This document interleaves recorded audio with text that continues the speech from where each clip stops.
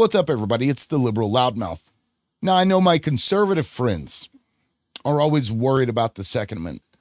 You have to have the Second Amendment in order to protect the First Amendment. Blah.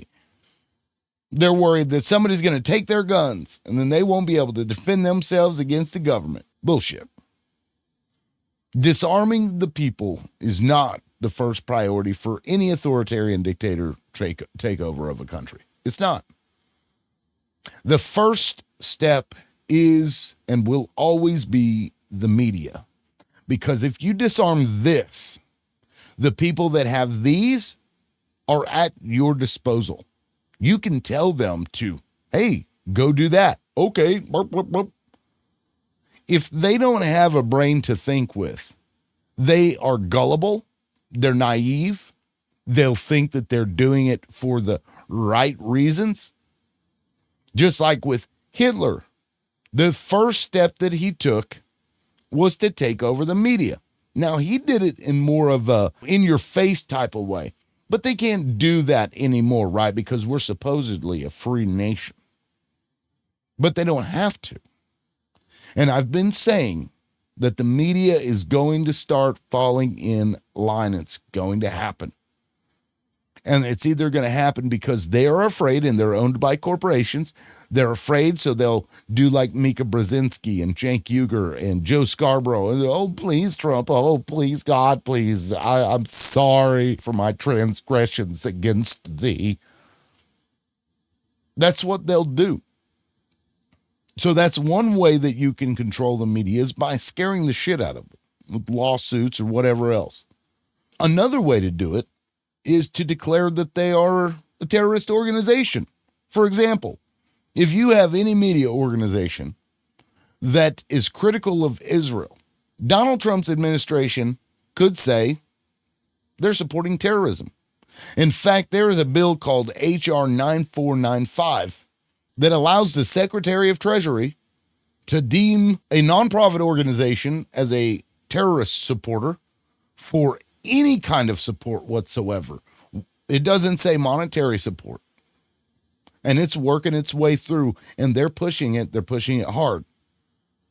So you won't even be able to have nonprofits that are critical because they'll claim that they're a terrorist organization because they're supporting Gaza, which is a terrorist country.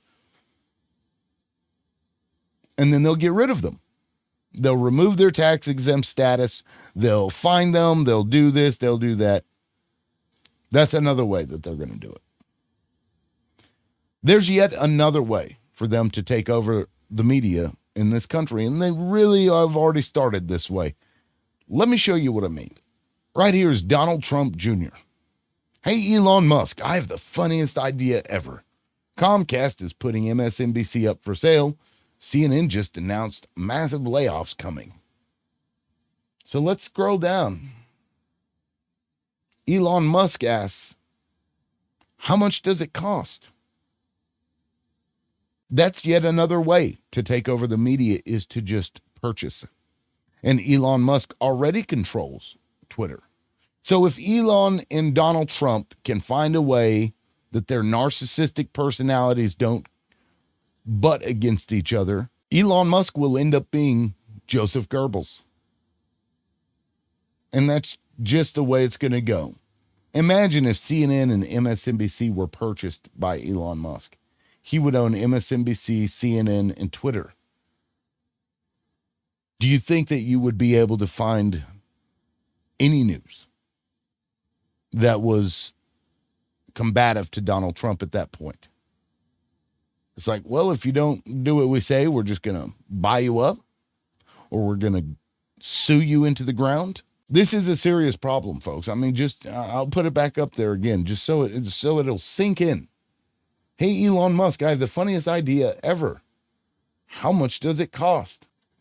But let me explain how this is going to go. The Republican people, the people, not the leaders, not Donald Trump and his little corporate, his little minions. They're generally good people, right? They're mothers, their brothers, their fathers, their sons, their uncles, aunts. They want their kids to go to school, have a good school. They want to work. They want to feel important and valued. They're no different from Democrats in that regard. We're all people. We all generally want the same damn thing. But they've already been disarmed, right? They've already been disarmed. So when this happens to them, they'll think it's funny, right? Just like Donald Trump said, oh, wouldn't this be the funniest thing ever? If you bought these two media outlets, wouldn't that be funny? Ha, ha, ha. Let's just look at some of the comments. Laugh emoji. He needs to buy it and put Alex Jones in charge. How big of an FU would that be? Elon buying MSNBC would be absolutely epic trolling. Do it. Buy it and close the doors permanently. Firing them on camera would be iconic. Do a community fund where we all collectively buy it just to sack everyone.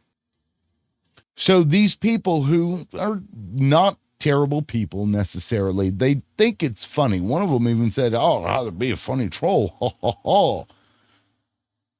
And they would fall into this trap, and before they know it, they are getting no information about anything that wasn't dictated by Donald Trump or by Elon Musk for that matter. They will have screwed themselves without even realizing it, all because they thought it was funny.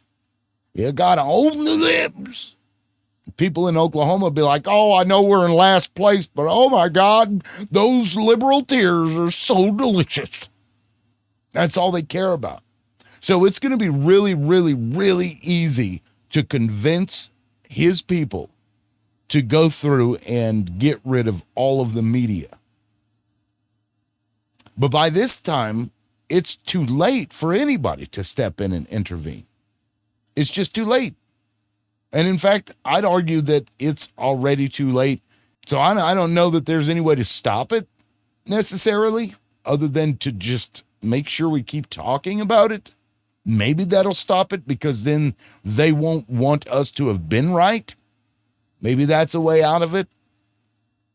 But this is a serious problem. So you scare them, you sue them, you declare them terrorist organizations, or you buy them. Any one of those would work. I mean, think NPR. If NPR ran a piece that was pro-Gaza, the Secretary of Treasury could, if that passed, HR 9495, if that passed, they could declare NPR a terrorist organization. Yank their tax-exempt status, seize all their funding, and then make them back pay, matter of fact. It's a serious problem, and people really need to start taking it as seriously as it is. And this is why Donald Trump and Adolf Hitler are being compared to each other, because Trump rose to power in largely the same kind of way, with the same rhetoric. You scapegoat this group of people, you blame everything on them, or everything on bad deals that were made, just like Hitler did. And keep in mind that Adolf Hitler, before he, took power, he tried to overthrow the government. He went into a beer hall, shot a gun in the hall, and declared that it was a revolution, and tried to overthrow the place. He got caught. He went to jail, and while he was in jail, he wrote Mein Kampf. And then when he came out, after being persecuted by the big bad governments, he rose to power and did all of the things that he was trying to do before but couldn't, because he was ineffective and he overestimated himself. Donald Trump did the same thing in his first 4 years. He overestimated himself. He wasn't able to get shit done. So now he comes back with more people around him, more people that are able to do the things that he couldn't do before. And that is really when you're going to start seeing serious, serious problems in this country. Hopefully I'm wrong, but I don't think I am. Anyway, that's it for now, guys. Please let me know what you think in the comments section. This is the Liberal Loudmouth, and we'll catch you next time. Peace.